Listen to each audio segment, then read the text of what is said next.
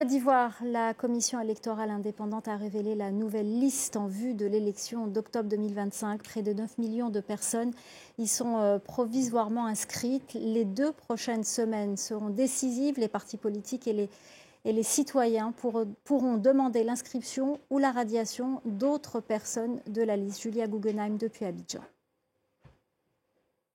C'est ici que le président de la commission électorale indépendante a remis de manière symbolique aux représentants des partis politiques la liste électorale provisoire. Une liste qui ne contenait pas véritablement de surprise, ni Laurent Gbagbo, ni Charles Blé Goudet, et encore moins Guillaume Soro, qui est toujours en exil, n'y ont été réinscrits. Tous ont été suspendus de leurs droits civiques à la suite de condamnations en Côte d'Ivoire. Tidjane Thiam, qui a fait l'objet ces dernières semaines de multiples attaques concernant sa double nationalité française et ivoirienne, lui figure bien sur la liste. Alors la CEI annonçait que 8,7 millions d'inscrits étaient sur cette liste, dont 769 000 nouveaux électeurs, trop peu pour l'opposition qui n'a eu de cesse de demander une nouvelle opération de révision de la liste électorale pour permettre d'inscrire les 4 millions de nouveaux électeurs potentiels.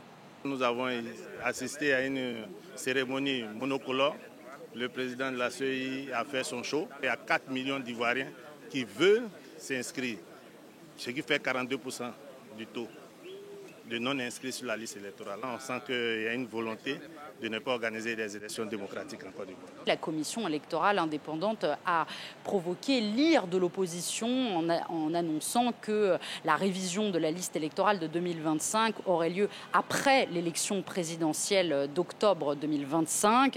Nous ne sommes inféodés à aucune chapelle politique, a martelé le président de la CEI, balayant les accusations de subordination au pouvoir, tout en appelant les partis politiques à la retenue. Une opération de contentieux s'ouvre désormais pour 15 jours. La liste électorale définitive, elle, devrait être annoncée le 20 juin prochain.